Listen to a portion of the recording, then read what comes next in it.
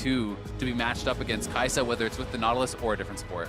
Yeah, when I saw this Galio come out, I think it was pretty smart from G2 to instantly take the Kai'Sa, because we've been seeing a lot of Kai'Sa Galio bot lanes that have been very difficult to deal with. But Team Liquid saying we still want to have our strong 2v2 bot side, and as you were saying, is anything like a Lucian, when it's paired up with an aggressive support in the Galio, still a lot of setup. So now we're looking at the direction of what junglers Xmithie will go for, because as the analyst desk was saying, we want to see Team Liquid continue to play through this bot side of the map, because if they're going to get an early game advantage against a team like G2, the bot lane is where it's going to be. And in order to alleviate some of the concerns from the other lanes, we now see the Aurelia banned away once again. The flex picks being limited, very clear strategy for TL going into this matchup with G2. And now the Kennen taken away from Impact in the top lane. I like that they're still giving him the respect bans, despite the perception that Impact may not stack up as well one-to-one. Yeah, and I think the thing is with Impact, you know, he plays these picks often to survive lane, because Xmithie is very rarely playing up towards that top side of the map. So even if they are getting him something that is fairly powerful in lane, along the lines of the Jace or the Kennen, it's often more to survive the lane, then split the map,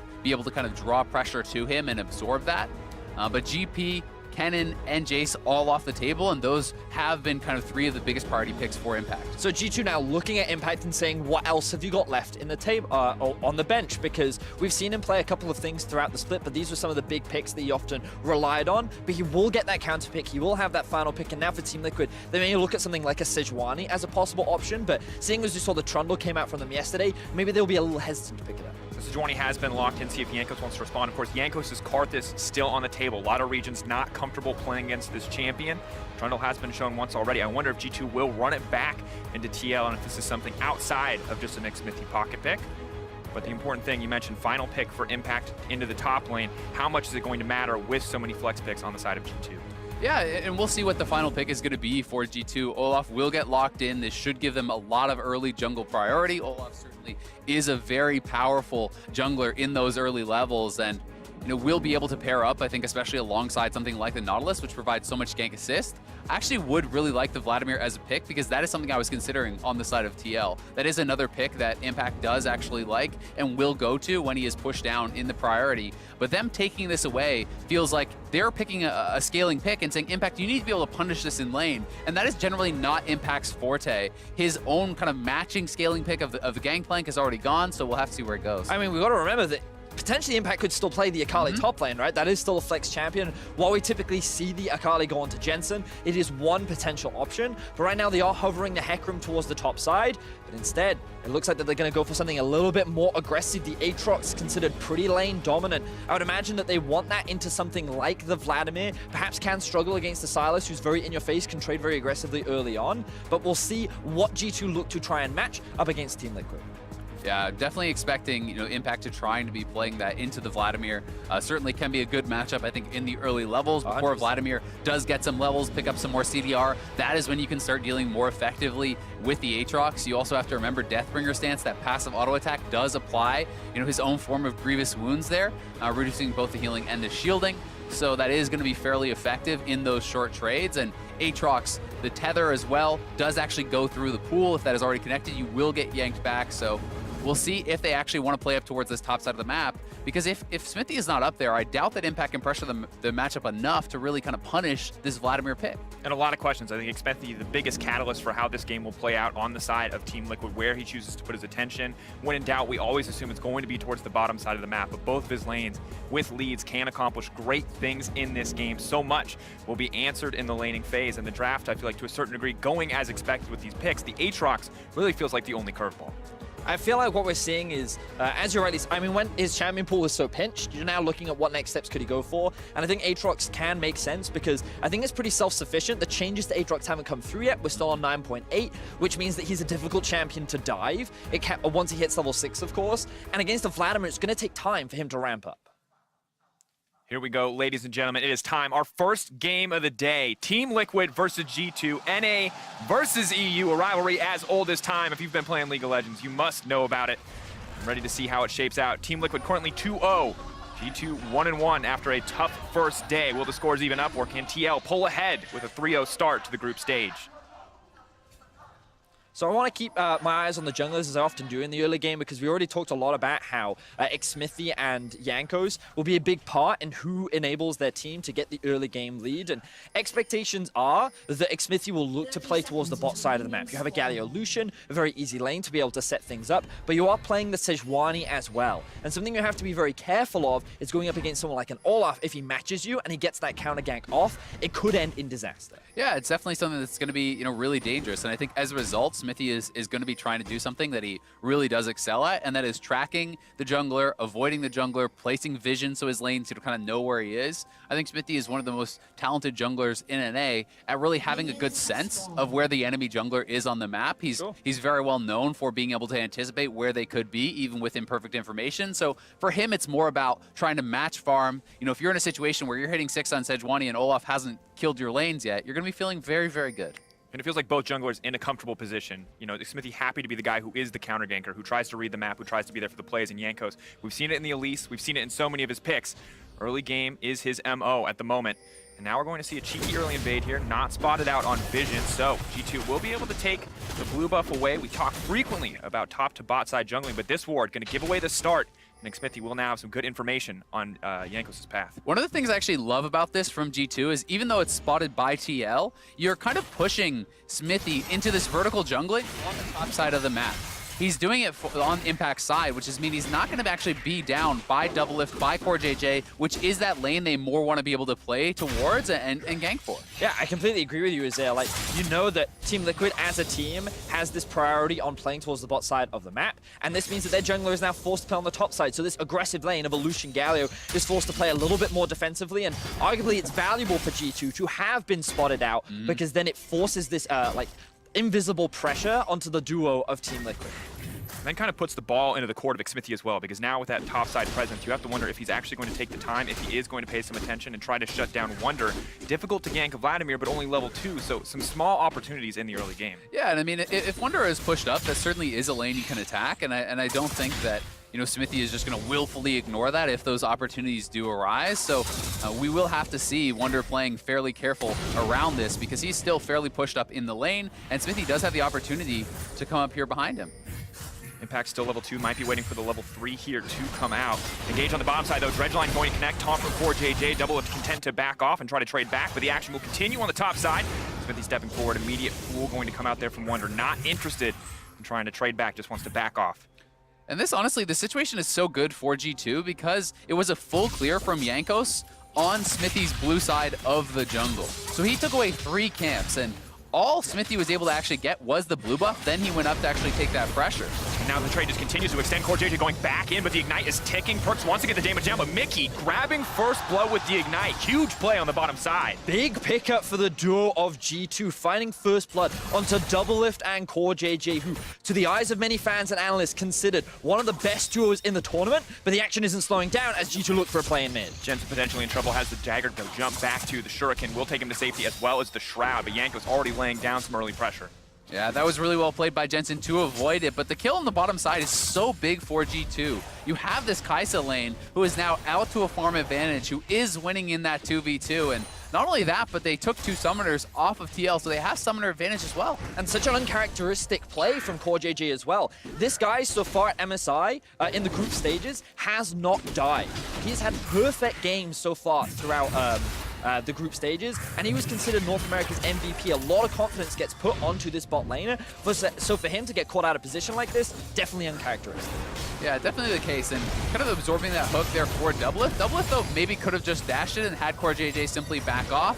Either way, nicely played there by G2. They did have the level advantage on the all-in. His Perkz was up 1 level there, it looked like on Doublelift, and that was just really well played. And early in the draft, we thought the Galio was a good sign for CoreJJ. You can see so many support bans leveled against him leading up into this game. As we see an extended trade on the top side, but CoreJJ often the heart of its team, often the leader in so many situations, and going behind early, definitely not what TL fans expected. Yeah, certainly not what they want, but I would say, CoreJJ is more known for kind of the supports along the lines of the Braum, the Tom Kench, and those are really his bread and butter. We'll see if he is going to be able to excel in more of the kind of playmaking style that I see this support Galio as. Now, however, we do see a bit of extended trade in the mid lane. The Conqueror choice for Sylas, not something that we always see, but has been very powerful in a lot of these extended melee trades. The healing from it coming in clutch against the Akali. Yeah, I'm actually a really big fan of Sylas into Akali. One of the things that Sylas can do is when you're in the middle of a minion wave, even if Akali is in Shroud, his passive ability can still hit the Akali. And he has a lot of skill shots that can continuously damage her. And he has a surprising amount of sustain with his W as well, which means he often just out-trades and out-duels and may even lock down the Akali. Caps going forward. Jankos is here as well. Does manage to land the stun in the Shroud. Invisible, but I don't think it's going to be long enough. The flash out clutch from Jensen. Jankos wants it. He's going for it. The axe will come through, will connect, and Jankos takes down Jensen. Oh, really well played there by Jankos. It was all about if Jensen could dodge that or not, and he wasn't able to. Jensen getting pressured very heavily here by Jankos. Multiple ganks in the early game to this lane, trying to help out Caps and get him ahead. And after Jensen's performance in the previous 2 games, you can understand why they might want to shut down this Akali. Jensen has been incredibly powerful in the first day of the group stage. I remember how we talked about coming into this game, and what the analyst said was that the junglers were going to be pivotal in who finds the early game leads, and the split map decision that G2 make to force Xmithie up to the top side enabled this bot lane of G2 to play aggressively, and has made it harder for Jensen to play the way he wants to in this matchup, giving Olaf all this freedom to look to these plays and help G2 get an early lead. Yeah, and I mean, I think attacking this Ignite lane is so big, because when you are going at this guy and you're pushing him back to base, you're actually getting a kill on him. He doesn't have teleport to just come back to lane and pick up that farm. So when he dies with the wave at his turret, that is all lost experience, lost farm. You can see as a result, Caps is up a level because of all this pressure that Jankos has put on. So, you know, that is kind of the trade-off there, and Xmithie has not been in position to help out with Jensen either time. Now the bot side, though, poor JJ just threatening an engage here, but it's not just the level, it's not just the individual 1v1 difference, but the pressure in mid lane now compounding to additional advantages. Jankos able to take that blue buff away, and now the team set up to look for a dive. Caps has the Akali ult stolen. They can fully commit for this if they want to. Jankos will be spotted out. Ping's gone down on the Caps. Pretty sure they know the situation. They will back off, but G2 happy to play for the tower plates. Caps had priority in mid lane. G2 were aware that Xmithie was likely going to be on his red buff because it spawned at the same time as the blue. So G2 maintaining control over the bot side and just doing what they can to mitigate the pressure of Doublelift and Core JJ, the duo that would often help get early leads for this Team Liquid squad, and G2 are doing whatever they can to shut them down. Yeah, they certainly are, and so far, so good. You have to say for G2, they're out to a very strong early advantage. Yes, the gold lead is not massive, but everything has been going their way. It is Jankos creating the plays. It is Jankos creating a lot of the pressure, and you know that in addition to that bottom lane kill was very big. And this is just a really nice play here from G2. You land the chains from Caps in that Shroud, and then Jankos goes for the chase down. I thought this was going to be another international Jankos moment when he flashed under the turret. There was a bit of I saw it in my head, man. There were a couple of hesitation, but he managed to land the axe. And Jensen, he did what he could in that situation. Good utilization of the stealth to buy time, but I wasn't sure if his ultimate was available at the moment because he ended up not using it. So in the end, he couldn't get away.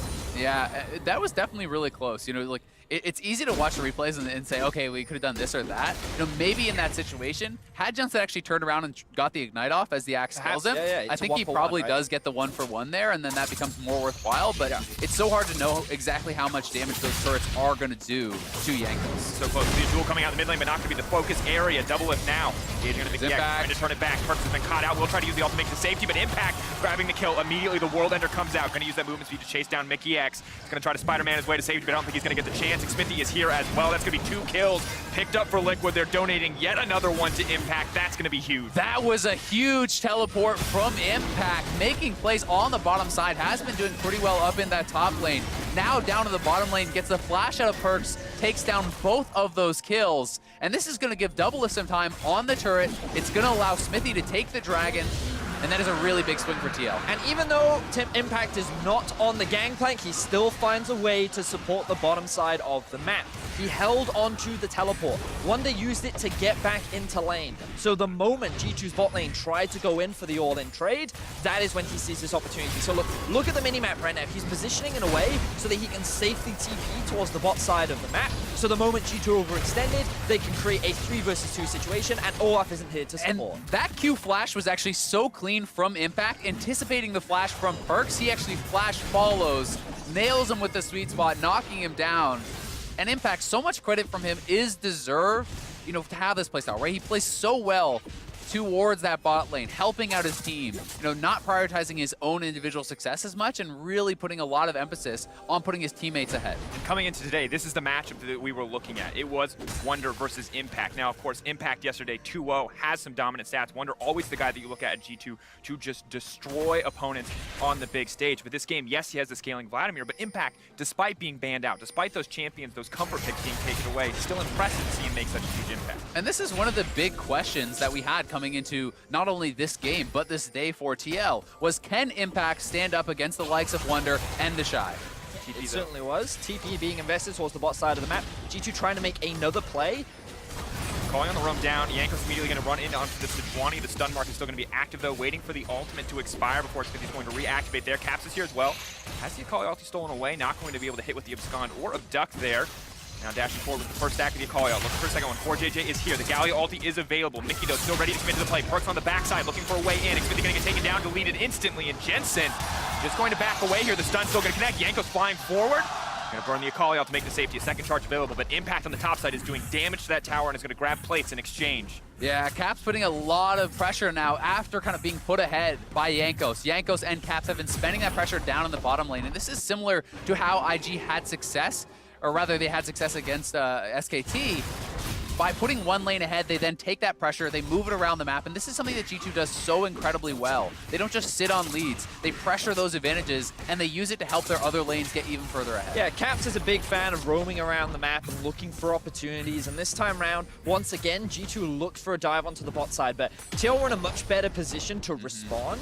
The problem for them was that Wunder could then start to collapse from the top lane. We may see another fight here, but no opportunity for Team Liquid. But yeah, Wunder, he was already moving his way through the river because he had priority up towards the top side of the map. So while initially things looked pretty good for Team Liquid, they recognized, okay, this could end up really badly for us, so we need to disengage. But now you notice Team Liquid is split up, and that allows G2 to go for this commitment. So 3 members collapsing down onto Xmithy, who doesn't have the flash or the dash available. Actually, I think Caps even interrupted the dash just in front of the wall there, enabling G2 to pick up these kills and gain a little bit more priority back into the game. And I think that's just a bit of poor play, honestly, from Smithy. Walking too far forward. Once the ultimate is already committed from Olaf, you've already just, dissuaded the dive. You've already been down there to protect your bottom lane. You don't really need to go any further. He wanted to get something more, and as a result, G2 ends up coming in on top. A Doublelift now, waiting for Perks. Perks potentially caught out here. Is going to try to dash away to safety, but the Coaling is coming out. Perks now set to fall. That's going to be all she wrote. Doublelift finding the solo kill. Big pickup there for Doublelift, lying in wait. Had the summoner spell advantage, had the mana advantage,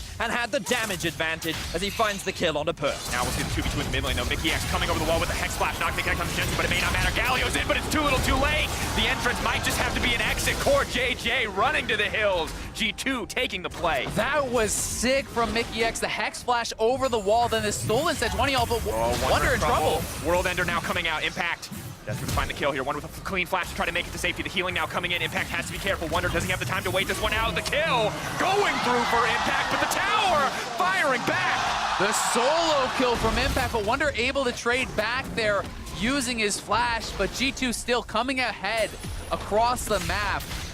Locking down Jensen, bursting him out before he could get the Shroud down was so huge, and that CC chain was massive with the stolen Sejuani ult.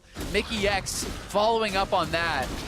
But these are the kind of plays you want to be seeing from Team Liquid. You don't want them to be falling behind in this early game. You're seeing these individual outplays, still looking for opportunities, going for fights, and the fact that Impact was able to find this solo kill into Wunder, yes, it ends up being a 1-for-1. He's now sitting as a 3-1-0 Aatrox, and they need to keep being proactive to make sure that G2 don't snowball this lead that they've already started to. And it's a scary position to be in because it is already a 2K lead, Vedius. On top of that, the Herald now picked up by Jankos, and we can look back at this very close exchange. So, something that you alluded to was this Hex Flash over the wall as Alan. While Mickey does land the Q, it was a tactical Q to get behind Jensen, land the knocker, so that he could continue setting up the CC for the rest of the team. And of course, the Olaf going to be resistant to all of that as well, so they could chase down Xmithy and convert it into 2 kills. Yeah, I mean, so much of it really just was about the stolen Sejuani ultimate that Caps had. That into the Nautilus ultimate meant Jensen never got off his Shroud. He's burst out before he can actually fight back. Otherwise, that could have been a pretty solid play, but look at this. I mean, this is really impressive from Impact. He is TPing to the bottom lane while Wunder is TPing to lane. He has now not only solo killed Wunder, but he is taking a turret without any jungle pressure. This is certainly a very impressive showing from him. in this game against G2. The question always felt like it was going to be how hard is Impact going to fall down? Is he going to be a liability? But now instead the question is, what else can Impact do on the top side? How much more can he get done with this kind of big lead in his hands? Has the Black Cleaver finish, has additional cooldown reduction coming in from the Caulfield's Warhammer, and things look pretty good for the Aatrox for now.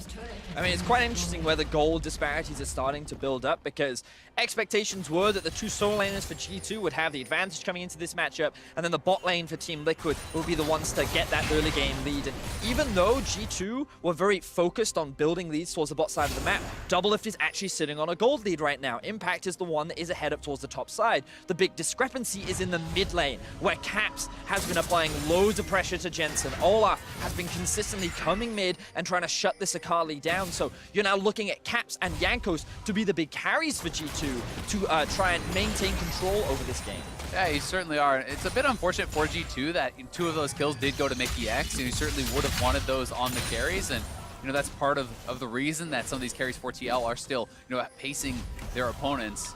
TL certainly down in gold, but Doublelift at a very strong point in the game. This Lucian, I do definitely favor. In the earlier stages, 1-2 items is monstrously strong. So Perkz certainly wants a little bit more time to scale up, and it's going to be up to his teammates who are already in a good position to buy him that time. For Caps and Jankos to kind of bridge the gap.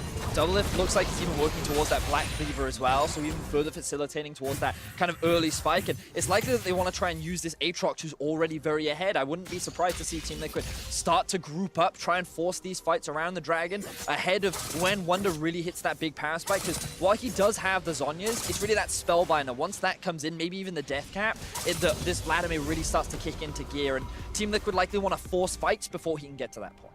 And I think Team Liquid has to be painfully aware of that clock that you play on. Anytime you face against a good Vladimir, you're always nervous about that nightmare late game team fight scenario, especially when you have something like a Lucian who has to be up in your face in the front line.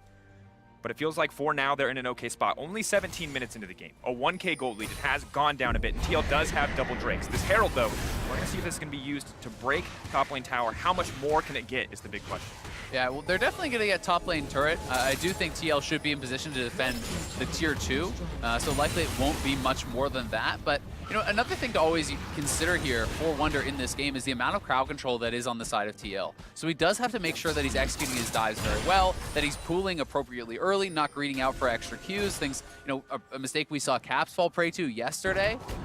Because there is the taunt, there is the Sejuani ultimate, there's knockups, there's even the mini stun from Akali and tremendous amount of burst plus double ignite. So it's not as easy for Wunder in this game as it is in some others, so we want to see him really executing cleanly and making sure he's getting off both the pool and Zhonya's in these fights. But I think it's good that you bring up Caps, because there were question marks as to how well Caps was performing. Yesterday, he wasn't the center of attention for his team. He had a tough lane versus Rookie. But now against Jensen, we're kind of reminded of that level that Caps can perform at when he's given a bit of jungle attention, when he has a favorable matchup, because we see the 1-0-3 scoreline. We see the significant difference between the two mid laners in gold, and now with a Sylas who has so many viable ultimates to steal, you have to think the job does get a bit easier for Wunder as we move later in the game. And they're even sending Caps up against Impact right now, making the matchup a little bit more even between G2 and Team Liquid, rather than having the Vladimir struggle against this Aatrox. And he's now working towards what looks like the death stance as well, so he's going to have a little bit more sustain and durability.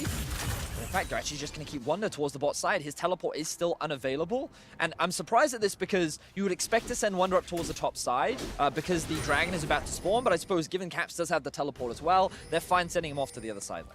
Yeah, and they want to reset Caps here. He just finished another item, so being able to send him back to base, get that power spike before any potential fight would break out. But certainly it is a very, very strong point in the game for Impact. He has his Death Stance now. He's on 40% CDR with the runes, plus the 30 on his items. I think this is about peak for Aatrox, really, especially in compared to the rest of the game. He's going to be really, really strong right now. We'll see if he's going to be able to execute on this. I think for TL, this is a pretty good moment to take some fights. You have your 2 items on your Aatrox, 2 items on Doublelift as well. Gunblade is already complete for Jensen. He has a stopwatch there, so there's a lot of playmaking potential and a lot of big fight potential.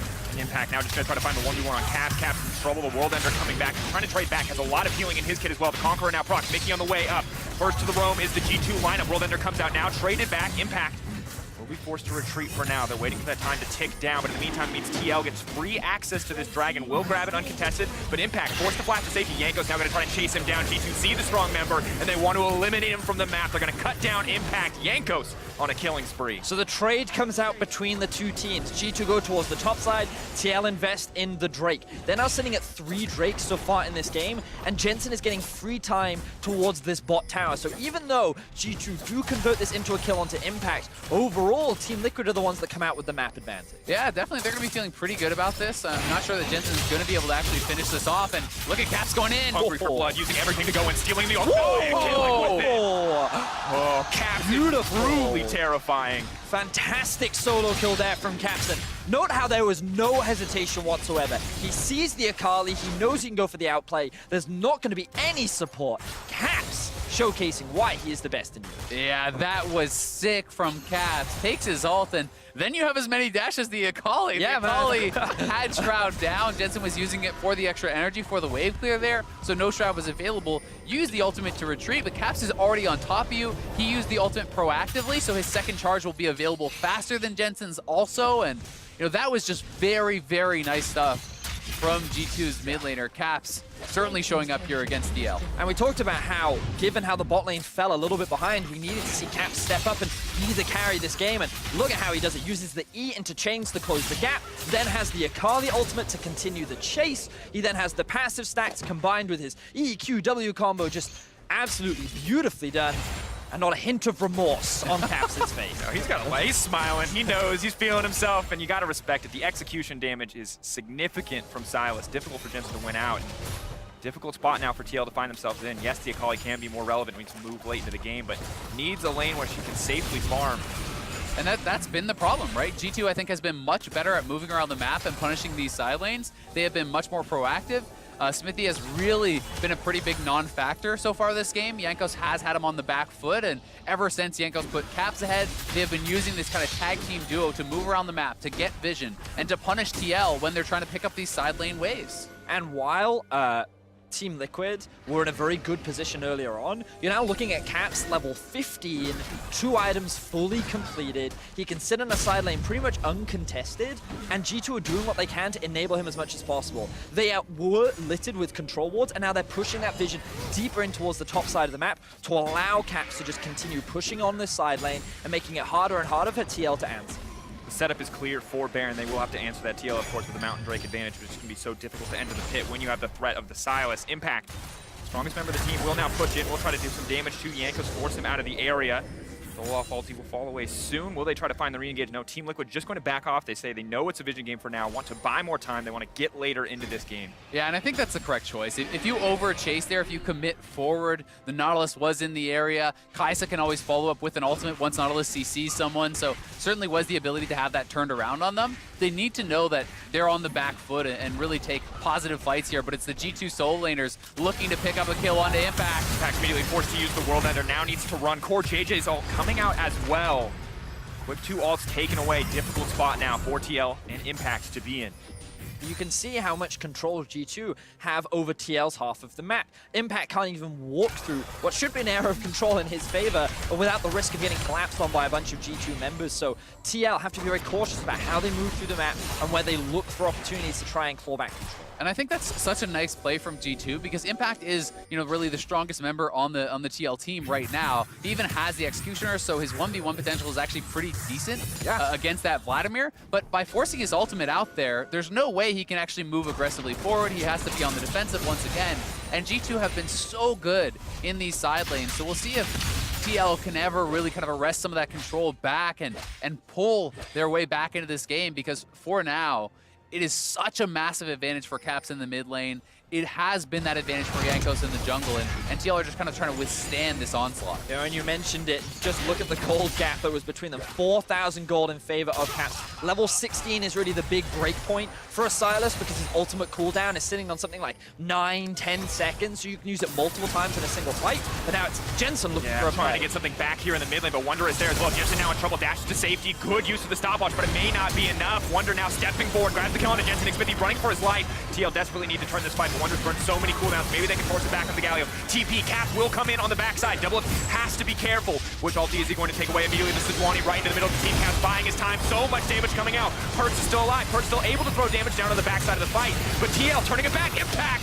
Big use of the abilities there, trying to find a way to get a kill, but it's just a trade. It's a 1-for-1. Caps won't start getting it back though. Goes golden, buys a bit of time. Now on the retreat, Yanko stepping forward. G2 looking to rout him. Double if taken down, an extended trade, but in the end, G2 coming out on top, and Caps is not done yet. Stealing the Galio ultimate, pulling it away. Can now retreat back with his team.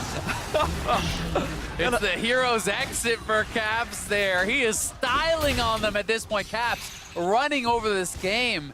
And that fight, so much of it coming down to how much was committed to trying to take down Perks. They're not able to get him.